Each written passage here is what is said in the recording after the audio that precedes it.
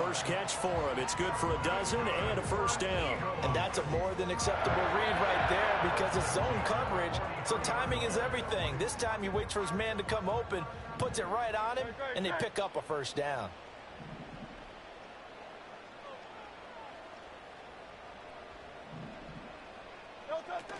Play action. Here's Hurts.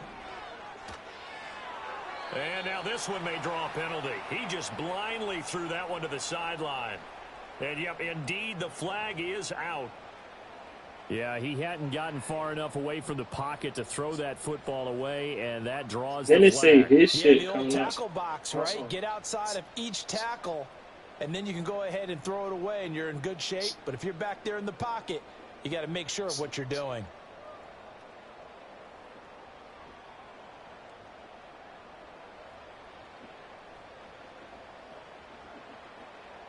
They lose the yardage, and, of course, they also lose the down on the grounding call, and it's quickly 2nd and long. They go play action with Hurts. He delivers another to Goddard, complete. A lot of tight ends just use their size and their strength, try to occupy some space and kind of body people away and catch the football. But not this guy. He's a refined route runner. Makes me wonder if he took some dance classes in his background with his footwork.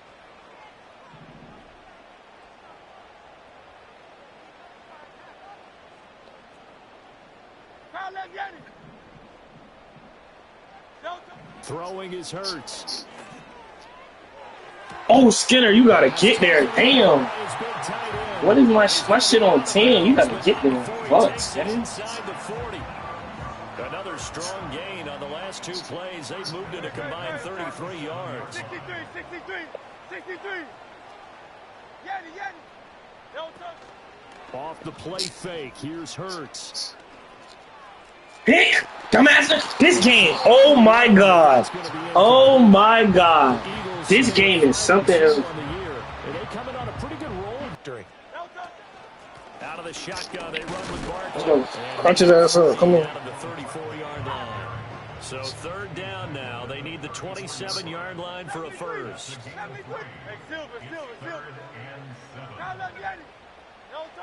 From the gun, it's Hurts. Damn, this nigga only throwing quick slant. Quarterbacks and receivers do the pass tree in pregame warm-up.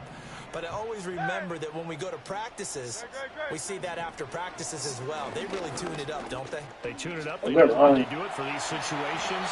First down. And they build that trust, and that's why they're able to find him in this type of a situation. 6-0 our score after one. Now 2nd quarter action from Philadelphia, and it's the Eagles in possession as they go to work on a 1st and goal.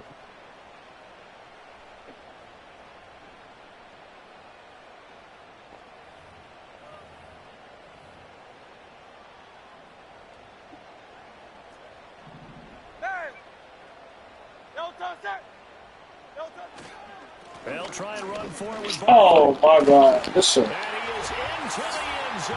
Touchdown, Philadelphia. Saquon Barkley, his 7th rushing touchdown on the year. And the Eagles are an extra point away from taking the lead. On for the extra point, Jake Elliott. He's got it, and they take the lead at 7-6.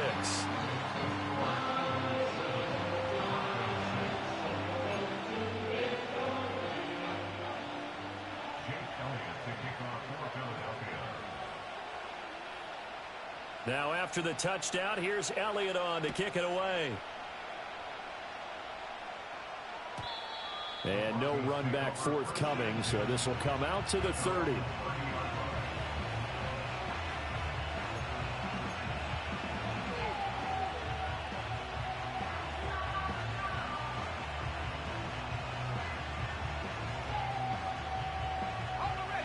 The Broncos onto the field, ready to start their next drive. And they'll bring Judy in motion right. Nick's going to tap this forward.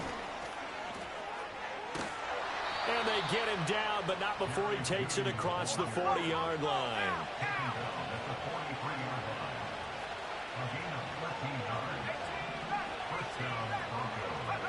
Now it's Nick's. He finds his man complete. It's Harvey.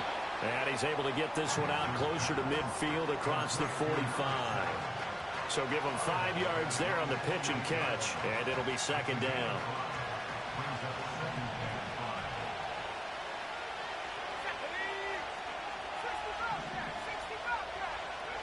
Nix to the air. Looking left side, and he's got a man. That's Harvey. And he'll be brought down at the 45-yard line. 6 yards to pick up, and that's a first down.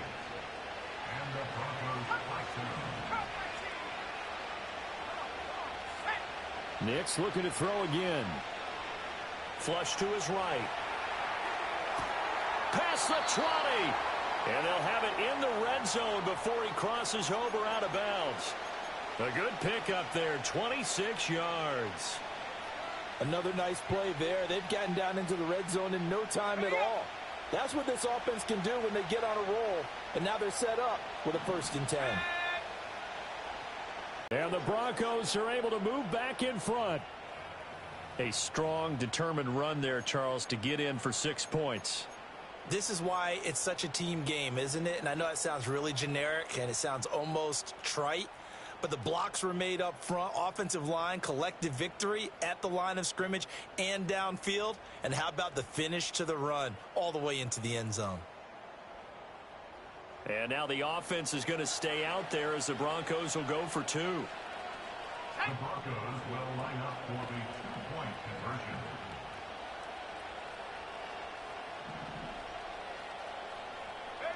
They'll look to throw. And that is caught for the 2 points. And next to score, Broncos 14, Eagles 7.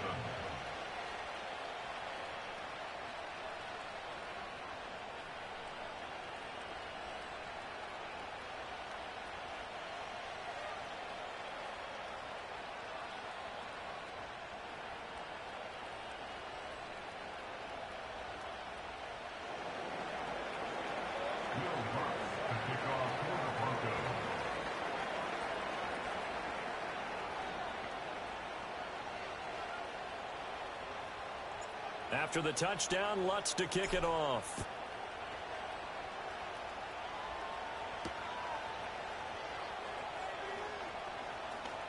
The lane opens here. He's past the 30.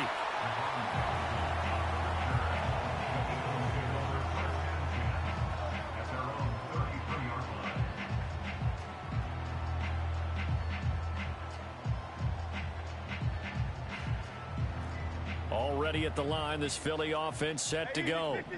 After that last score we just saw, now 14-7, so a chance to march down the field here, try to tie this football game.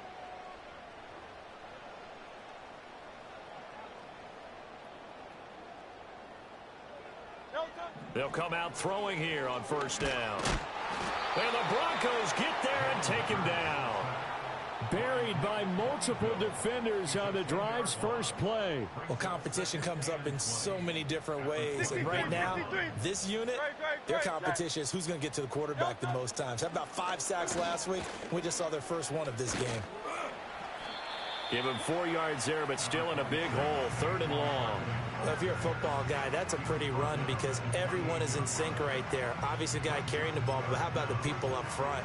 Leverage, athleticism, they created some nice space for him. And this offense on 3rd down today, they've been okay. 2 for 3 thus far. This is 3rd and 16. In motion, the tight end. Now on 3rd and long, they'll look to throw. And he takes a shot on the release as this will be incomplete. Partner, what we're seeing so far is a defense that's certainly coordinated. Both levels doing their jobs in tandem. The back helping the front helping the back. The pressure got home on that last play and forced him to try and throw through contact and short of the sticks. And they'll bring the big tight end across the formation left. They're going on 4th down with Hurts. But they're going to wrap him up as he'll go down well short of a first. Boy, a real head-scratcher there. And the Broncos are going to get the football back in great field position.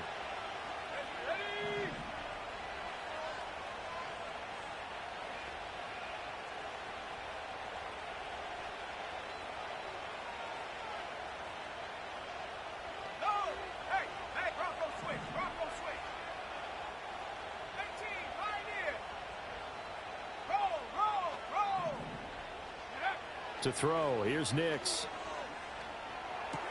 Open man right side is Ingram. And he will reach the 8-yard line before going out. The pickup goes for 13 and sets him up first and goal. And defensively, they were in zone coverage there. Do you have to be a little careful? You're losing playing against a good quarterback like he is to not play too much zone? Yeah, you have to be careful about how much time you're giving up. I think it's a good point you just brought up. So maybe if you still want to play zone, you go to a zone blitz scheme.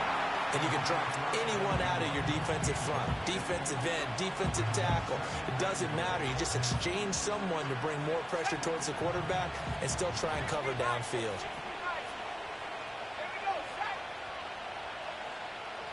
And they'll bring Judy in motion right. And he'll get it here on the touch pass.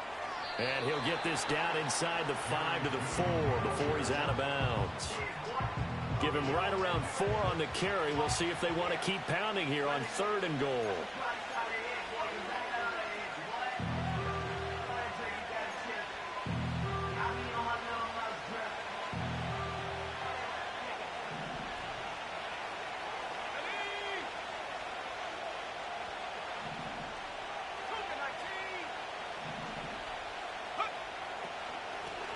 And they'll run on the inside handoff. And he'll get in. Touchdown, Denver. A great play there with his 2nd touchdown here in this first half. And the Broncos have taken a 2-touchdown lead now.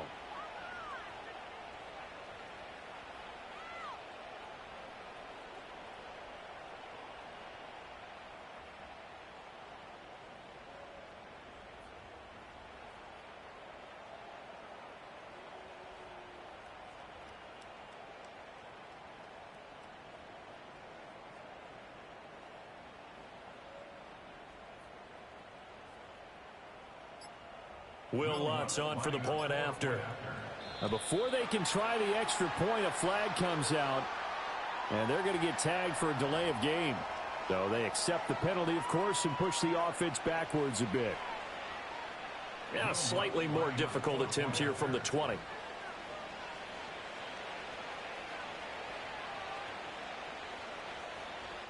Now the Broncos are going to call the first of their timeouts. They'll have 2 remaining as we step aside here in this 2nd quarter.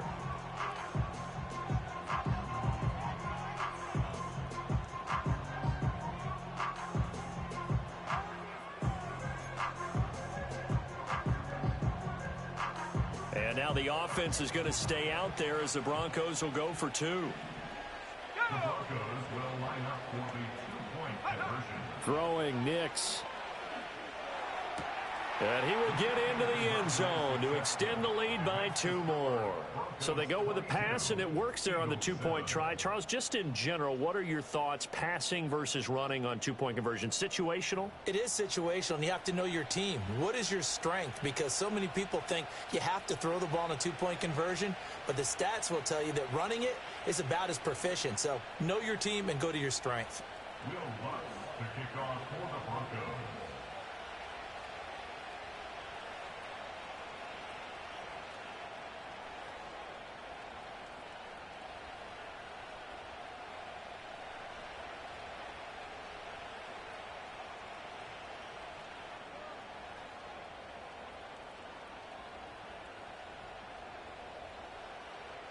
After the touchdown, Lutz to kick it off.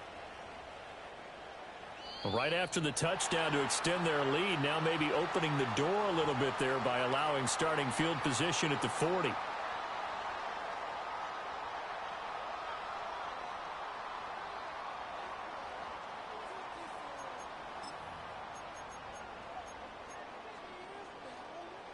The Eagles in good position to start out as they come up 1st and 10 at the 41-yard line.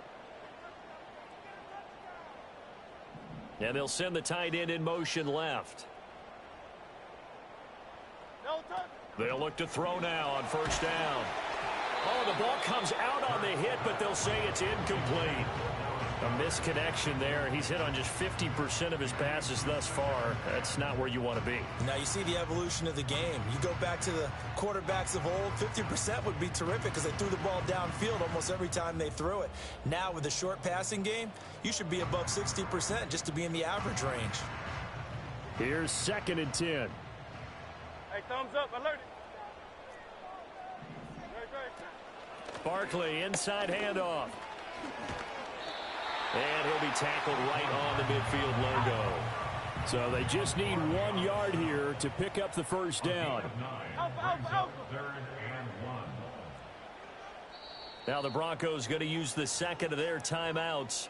So as they talk it over, we step aside.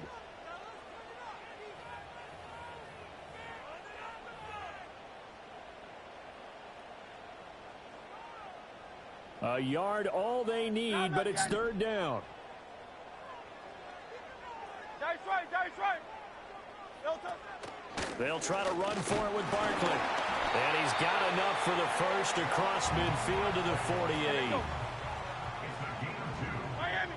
That's good for Eagles. First down. 1st and 10.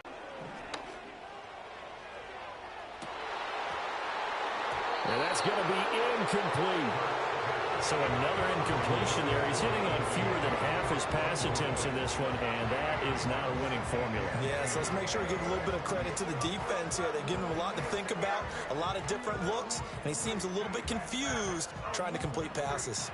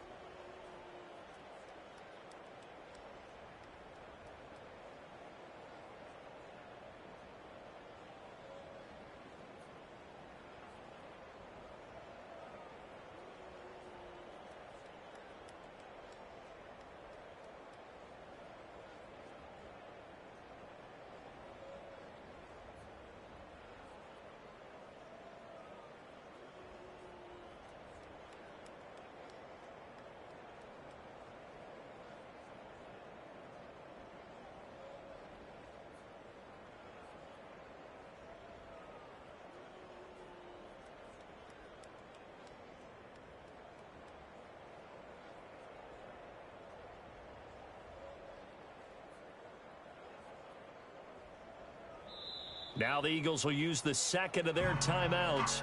So as they talk it over, we step aside.